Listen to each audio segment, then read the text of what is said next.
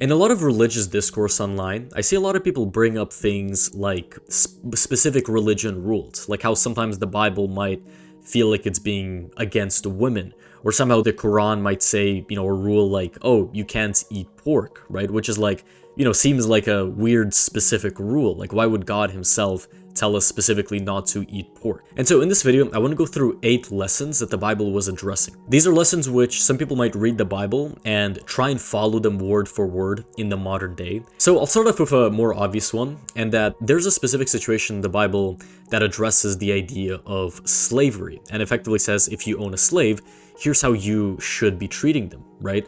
The question wasn't, oh, if you have a slave, you're an awful person, or, oh, should slavery exist?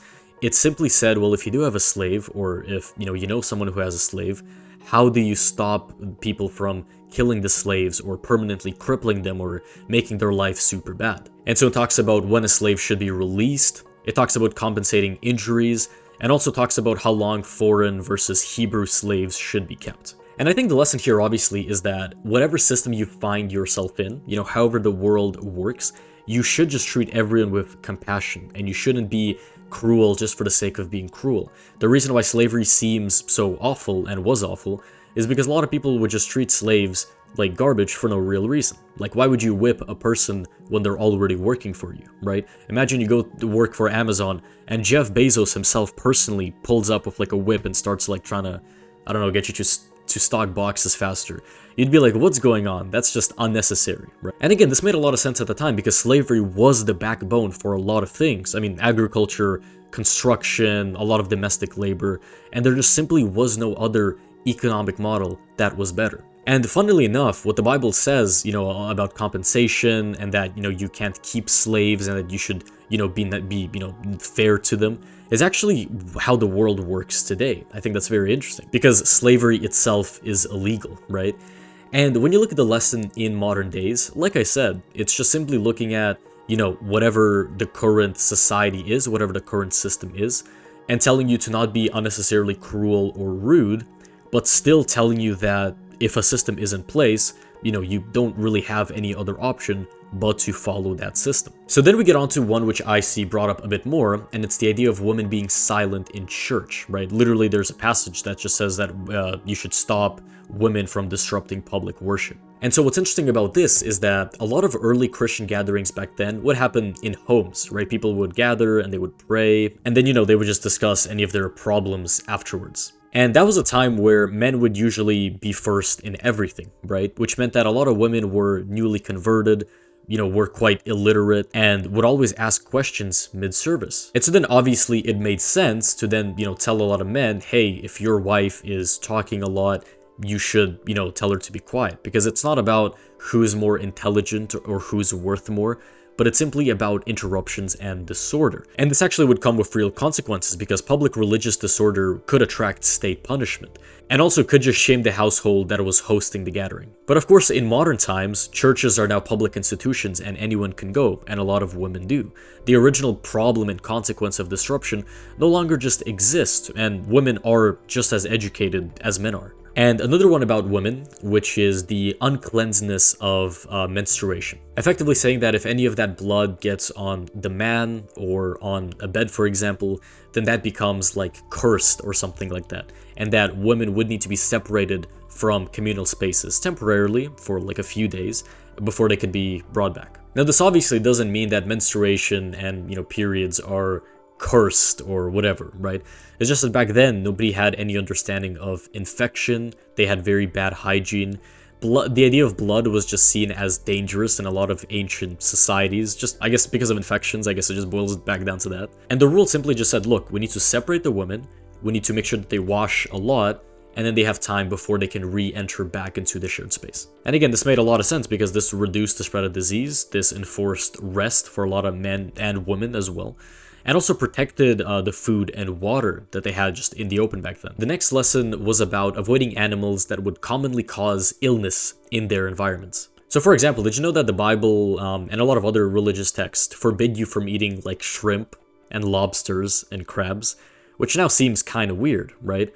But if you were to read through the Bible and take it word for word, then eating something like shrimp isn't allowed. Of course, the specific situation back then was that they had no refrigeration, they had no meat inspection as we do right now, they had very hot climates, which meant that certain animals, like pigs or shellfish, would just spoil faster and carried a lot of parasites. So it made a lot of sense to just make this universal law, or not law, but the universal text saying, hey, listen, there are these specific foods that we shouldn't be eating, which reinforced a lot of the group identity, saying, hey, this is bad, this is like taboo, we cannot be eating this, because obviously this was harmful back then. But right now, modern food safety makes the risk negligible, right? And a lot of these foods actually are healthy. It's like eating lobster is actually nice, right? And eating pork is nice, and shellfish. Like, I don't think people would argue that these are bad, unhealthy foods. In fact, far worse foods now exist, like ultra-processed foods and sugar.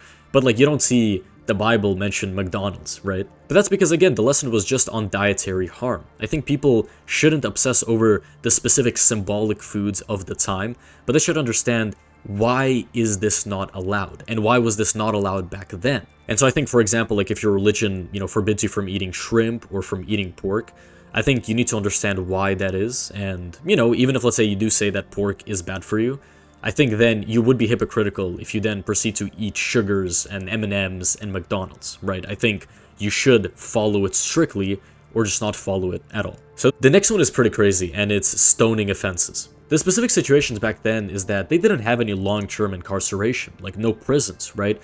And communities were much smaller and fragile than they are right now, which meant that certain behaviors like adultery, blasphemy, or violence would threaten the survival of that group. So because of this, they just needed an extreme deterrent. They're not saying we're gonna stone everyone, but they're just saying, if you do these bad things, this will happen to you, to try and, again, deter people from doing that thing, because their survival depended on everyone staying together. And today, of course, we have courts, prisons, rehabilitations, and obviously much larger societies, right? So there's no real threats that needs stoning someone. And so again, the lesson there was just, prioritize survival. Make sure to do everything that you need to do to survive. But it doesn't justify violence just for personal behavior, right? It doesn't say, oh, if you, are gay, then you should be stoned. Like, I see that brought up a little bit. But it's just because if someone were gay, again, that could threaten the survival of the very tiny group. The next one is about levirate marriage, and it's about not letting widows become homeless. This makes a lot of sense back then. Let's say a man dies with no children.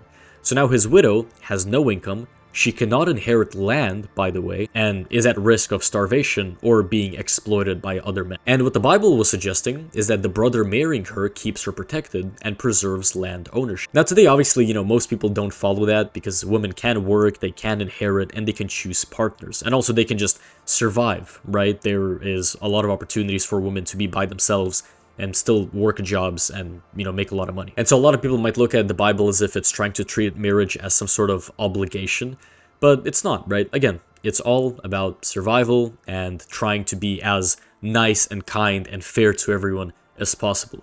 Well, today, marriage just has an entirely different role of, being consensual and about love. Right, so the next one is a little more controversial, and it's about mixed fabrics. Effectively saying that you need to maintain symbolic separation from surrounding cultures. You can't let things mix like that. So back then, clothing identified a lot of allegiances, right? I mean, I'm sure if I show you some clothing, you could probably tell oh, it belonged to that group, right? That's how important clothing was. And so again, this was mainly just about clothing, right? But like I said, a lot of people, might take it as a metaphor for just to not mix anything in general, not to mix cultures, not to mix races, I guess you could say. But again, just looking at the text in and of itself, it was written just because back then it was just essential to be very clear which group you belong to. Because let's say you one day wake up and just decide to wear something that was blended, and then someone sees you and thinks, oh, is this person from my group or not? And who knows, maybe they might just shoot a spear at you or something, and then you die even though you were part of their group. And even today, some people just abide by this rule even though it has no real functioning meaning behind it. Now, some people might abide to it because they know it has no meaning, but, they just want to, and I think that's fine. But some people just abide by it because they think it has some sort of deeper meaning in the modern time, but obviously, I don't think that's all that true. And the last big lesson of the Bible is that you should eliminate existential threats in a survival-based world. So this is similar to the stoning one, but this is now about war. Obviously, back then, small tribes would compete for land. Nobody really understood who was a civilian or who was a combatant.